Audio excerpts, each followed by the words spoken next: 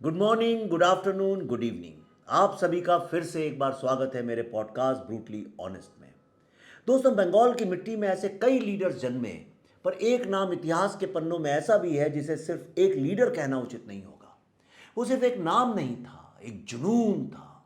वो सिर्फ एक नेता नहीं बल्कि एक मैवरिक था, जिसने अपने खुद के नेशनलिज्म के कंसेप्शन को डेवलप किया, जो महात्मा गांधी और जवाहरलाल नेहरू के कंसेप्शन से बिल्कुल अलग था। मैं बात कर रहा हूं एक ऐसी टावरिंग पर्सनैलिटी की जो एक सच्चा देशभक्त था, जो 1921 में सीआर दास के नेतृत्व में भारतीय राष्ट्रीय आंदोलन में शामिल हुआ। बंगाल में एंटी इंपीरियल एक्टिविटीज के कारण वो कई बार जेल भी गया। उन्होंने स्पष्ट रूप से ये उम्मीद की, उनके नेतृत्व में अंग्रेजों को आर्म्ड स्ट्रगल के माध्यम से खदेड़ा जा सकता है। वो सिर्फ आज़ादी नहीं बल्कि माँ भारती के स्वाभिमान को जगाना चाहते थे, और इसीलिए उन्हें लगता था कि भारतीय लोगों की पूर्ण राजनीतिक और आर्थिक मुक्ति के लिए बल का प्रयोग आवश्यक है। दोस्तों, अब तक तो आप समझ ही गए होंगे कि मैं बात कर रहा हूं नेताजी सुभाष चंद्र बोस की। दोस्तों, ये कहानी शुरू होती है 23 जनवरी 1897 को कटक से, जो उस समय बंगाल प्रेसिडेंसी के अंडर आता था। 23 जनवरी को जानकीनाथ बोस के घर में सुभाष चंद्र बोस का जन्म हुआ। उनके पिता एक सक्सेसफुल लॉयर और ब्रिटिश एजुकेशन और वेस्टर्न वैल्यूज रखने वाले व्यक्ति थे, और उनकी माता प्रभावती काली माँ की पूजा और रामायण महाभारत की कहानियों से अपने बच्चों को संस्कार दिया करती थी। और इसी दो विरोधी धाराओं के संगम से नेताजी की अर्ली पर्सनैलिटी का डेवलपमेंट हुआ।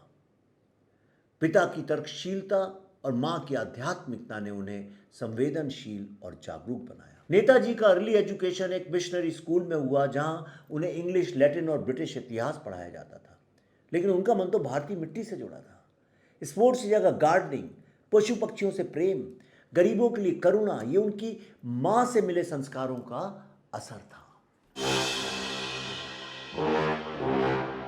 फिर 1909 में आया एक ऐसा टर्निंग पॉइंट जब उन्हें रेवेनशॉ कॉलेजिएट स्कूल में प्रवेश मिला, जहां भारतीय विषय पढ़ाए जाते थे।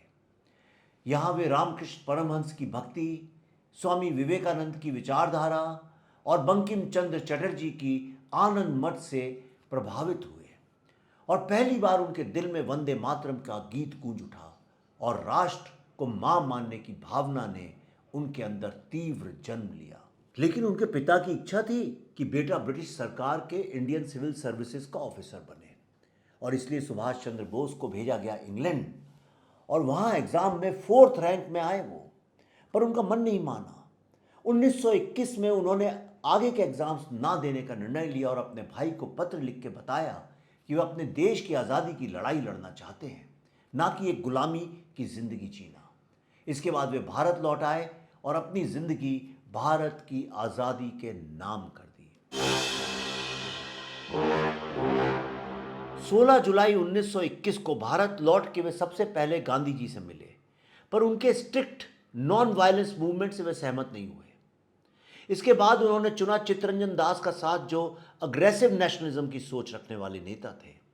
1922 में उन्होंने स्वराज और फॉरवर्ड के नाम के नेशनलिस्ट पेपर शुरू किए, और इसके अलावा वे इंडियन यूथ कांग्रेस के प्रेसिडेंट, बंगाल स्टेट कांग्रेस के सेक्रेटरी और कैलकाटा म्यूनिसिपल कॉरपोरेशन के सीईओ भी बने। नेताजी का आज़ादी के प्रति कमिटमेंट और उनके आंदोलनों और बार बार की जेल यात्राओं से साफ था। 1927 में मांडले जेल से रिहा होकर कांग्रेस के जनरल सेक्रेटरी बने और नेहरू के साथ मिलकर काम किया।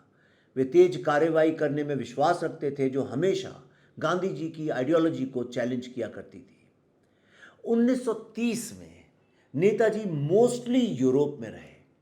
वहीं उन्होंने भारत के 1920 से 1934 तक की राजनीतिक लड़ाई का डॉक्यूमेंट द इंडियन स्ट्रगल लिखा। अगर आपने नहीं पढ़ा है तुरंत पढ़िए। इसे लिखने के लिए उन्हें एक टाइपिस्ट की ज़रूरत थी। तब उनके मित्र डॉक्टर माथुर ने उन्हें एमिली श्रैंक से इंट्रोड्यूस कराया, और आगे चलकर नेताजी ने एमिली से सीक्रेटली शादी भी कर ली। 1938 तक सुभाष चंद्र बोस एक प्रोमिनेंट नेशनल लीडर बन चुके थे, और खुलकर पूर्ण स्वराज की मांग और समाजवादी सोच का समर्थन करना उन्होंने शुरू कर दिया था। वे इतने पॉपुलर हो चुके थे कि 1939 प्रेसिडेंशियल इलेक्शन के समय उनके ऑपोजिशन में पट्टाभी सीतारामैया को गांधी जी का सपोर्ट था, लेकिन उसके बावजूद सुभाष वो इलेक्शन जीत गए। लेकिन कांग्रेस वर्किंग कमेटी और गांधी फैक्शन के कांस्टेंट अपोजिशन के चलते अल्टीमेटली उन्होंने इस्तीफा दे दिया। जून 1939 में नेताजी ने ऑल इंडिया फॉरवर्ड ब्लॉक की स्थापना की ताकि आज़ादी की लड़ाई में लेफ्टिस्ट फोर्सेस को यूनाइट किया जा सके। यह ऑर्गेनाइजेशन बंगाल और तमिलनाडु में काफ़ी इफेक्टिव था। और फिर आया वर्ल्ड वॉर II का दौर। वर्ल्ड वॉर II के दौरान भारत को इंडियन लीडर्स के ओपिनियन के बिना ही युद्ध में झोंकने पर बोस ने विरोध किया और कलकत्ता में मास सिविल डिसोबीडियंस का प्रोटेस्ट किया। हॉलवेल मॉन्यूमेंट हटाने की मांग पर उन्हें गिरफ्तार किया गया। जेल में भूख हड़ताल के बाद रिहा तो हुए, पर ब्रिटिश खुफिया एजेंसियों की निगरानी में रखे गए। 16 जनवरी की रात वो पठान के जैसे डिस्गाइज होकर कलकत्ता से भाग निकले और वहां से झारखंड के गोमोह रेलवे स्टेशन से आगे की यात्रा शुरू की। फिर जर्मन मिलिट्री इंटेलिजेंस की हेल्प से वो पेशावर पहुंचे, फिर मॉस्को और फिर बर्लिन, जहां सुभाष चंद्र बोस ने एडम वॉन ट्रॉट की निगरानी में स्पेशल ब्यूरो फॉर इंडिया के साथ काम किया और आज़ाद हिंद रेडियो से एंटी ब्रिटिश प्रोपेगेंडा ब्रॉडकास्ट शुरू किया। उन्होंने बर्लिन में फ्री इंडिया सेंटर और लगभग 4,500 इंडियन प्रिजनर्स ऑफ वॉर के साथ इंडियन लीजन की स्थापना की, जो पहले वर्माक्ट और बाद में वॉफेन एसएस के अंडर रही, इस शपथ के साथ कि उनका एलिजियंस हिटलर और बोस के साथ है। हालांकि बोस ने बहुत प्रयास किए, पर नाज़ी जर्मनी ने उन्हें गांधी या नेहरू जितना प्रभावशाली नहीं माना। इसके बाद बोस का ध्यान जापान और साउथ ईस्ट एशिया की ओर गया। 22 जून 1942 को बैंकॉक में रश बिहारी बोस ने इंडियन इंडिपेंडेंस लीग की कॉन्फ्रेंस बुलाई और सुभाष चंद्र बोस को नेतृत्व सौंपने का प्रस्ताव रखा। दोस्तों, मई 1942 में बोस ने एडोल्फ हिटलर से मुलाकात की। हिटलर ने उनकी योजनाएं ठुकरा दी, लेकिन एशिया जाने का रास्ता दिया। फरवरी 1943 में बोस जर्मन सबमरीन से रवाना हुए और जापानीज सबमरीन से साउथ ईस्ट एशिया पहुंचे। 1943 में सुभाष चंद्र बोस के साउथ ईस्ट एशिया पहुंचते ही उन्होंने रश बिहारी बोस से आज़ाद हिंद फौज का नेतृत्व संभाला। साउथ ईस्ट एशिया में बसे भारतीय बोस के आह्वान पर सेना में भर्ती हुए और आर्थिक सहयोग भी दिया। उन्होंने कैप्टन लक्ष्मी स्वामीनाथन के नेतृत्व में रानी ऑफ झांसी रेजिमेंट बनाई, जो एशिया की पहली विमेन मिलिट्री यूनिट थी। क्या आप ये जानते थे? कई मिलिट्री फेलियर्स के बावजूद बोस ने सैनिकों और जनता का हौसला बनाए रखा। उनका सबसे प्रसिद्ध भाषण 4 जुलाई 1944 को बर्मा में हुआ, जिसमें उन्होंने कहा, तुम मुझे खून दो, मैं तुम्हें आज़ादी दूंगा। आज़ाद हिंद फौज की पहली बड़ी military action north east India में जापानीज सेना के साथ हुई, खासकर मणिपुर में। आज़ाद हिंद फौज की स्पेशल स्क्वाड बहादुर ग्रुप ने ब्रिटिश सेना के खिलाफ ऑपरेशंस किए। 1942 में जापान और आज़ाद हिंद फौज ने अंडमान और निकोबार आइलैंड्स पर कब्जा कर लिया और 1943 में आज़ाद हिंद गवर्नमेंट ने इन्हें शहीद और स्वराज द्वीप के नाम से घोषित किया। लेफ्टिनेंट कर्नल लोग नंदन को गवर्नर जनरल नियुक्त किया गया, लेकिन असली कंट्रोल जापानीज नेवी के हाथ में रहा। मेनलैंड इंडिया में आज़ाद हिंद फौज का ध्वज पहली बार मणिपुर के मोइरांग में फहराया गया, जो भारतीय धरती पर इंडियन रेजिस्टेंस का प्रतीक था। कोहिमा और इम्फाल में आज़ाद हिंद फौज जापानीज और बर्मीज सेनाओं के साथ ऑपरेशन यू गो के तहत लड़ाई लड़ी।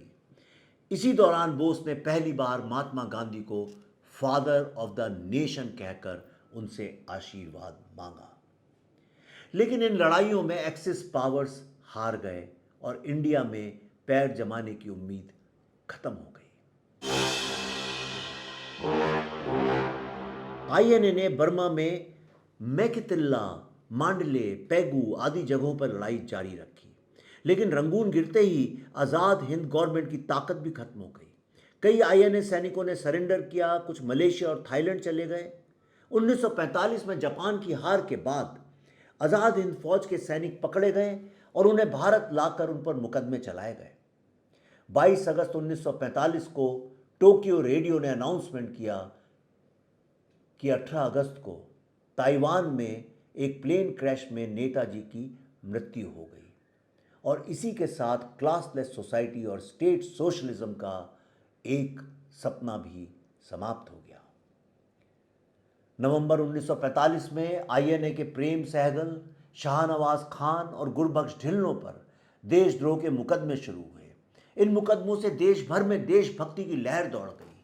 इससे इंडियन नेवी, एयरफोर्स और आर्मी में म्यूटिनी की शुरुआत हुई और धीरे धीरे ब्रिटिश सरकार को यह एहसास होने लगा कि अब वे भारत पर राज नहीं कर सकते।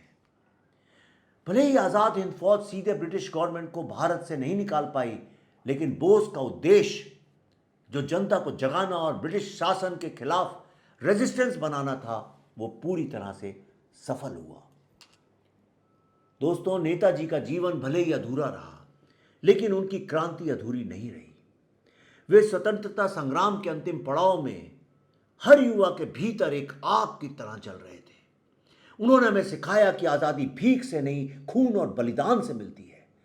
आज जब हम भारत को आगे बढ़ते देखते हैं, हमें ये याद रखना चाहिए कि नेताजी और ऐसे तमाम लीडर्स ने अपने प्राणों की आहुति दी थी ताकि हम बेबस महसूस ना कर सकें और एक स्वतंत्र राष्ट्र में पूरी स्वतंत्रता के साथ खुल के सांस ले सकें। नेताजी ने कहा था, एक व्यक्ति किसी विचार के लिए मर सकता है, लेकिन वो विचार उसकी मृत्यु के बाद हजारों लोगों के जीवन में अवतार लाता है। और ये हमारा कर्तव्य है कि हम इस विचार को अनंत रूप से जीवित रखें, ताकि आजादी सिर्फ एक भ्रम ना रहे, बल्कि एक वास्तविकता बने। सुभाष चंद्र बोस की मृत्यु एक विवाद से जुड़ी है और उसका कारण यह है कि उनकी मृत्यु का अनाउंसमेंट रेडियो में आया था, पर उनका शरीर कभी नहीं मिला। तरह तरह की अटकलें लगाई गई और सत्य बोलूं तो यह मानना बड़ा मुश्किल है कि उनका एक प्लेन क्रैश में निधन हुआ था। इसको लेके तमाम थ्योरीज हैं। मैं जब फिल्म बना रहा था ताशकंद फाइल्स, अगर आप ध्यान से देखें तो उसमें हमने एक फोटो भी दिखाई थी जिसमें सुभाष चंद्र बोस खड़े हुए नजर आते हैं। उसके बाद गुमनामी बाबा की थ्योरी और तमाम थ्योरीज निकली, लेकिन जो भी सत्य है आज वो हमारे बीच नहीं है। लेकिन जब भी सुभाष चंद्र बोस का नाम आता है, जब भी नेताजी का नाम आता है, क्या कारण है कि आपकी धड़कनें जोर से चलने लगती हैं और आपका भी मन करता है कि देश के लिए मर मिटे।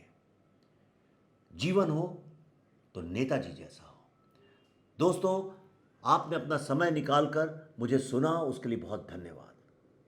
मेरी आपसे गुजारिश है कि आप इस एपिसोड को अपने बच्चों के साथ, जिन जवान लोगों को जानते हैं उनके साथ, और अपने व्हाट्सएप के पारिवारिक ग्रुप में तो डेफिनेटली शेयर करिए, क्योंकि यह हमारी जिम्मेदारी है, यह हमारा धर्म है कि हम लोगों को ऐसे महान लोगों की गाथा सुनाते रहें, ताकि आइंदा कभी कोई कलकत्ता की सड़कों में ये ना लिख पाए, dogs and Indians not allowed. अगर आपको ये एपिसोड पसंद आया तो इसे आप अपने दोस्तों और परिवार के साथ ज़रूर शेयर करें। साथ ही अपने विचार मुझे कमेंट्स में बताएं। अगले हफ्ते फिर मिलूंगा बंगाल से जुड़ी एक और कहानी लेकर, एक और किस्सा लेकर। तब तक के लिए वंदे मातरम।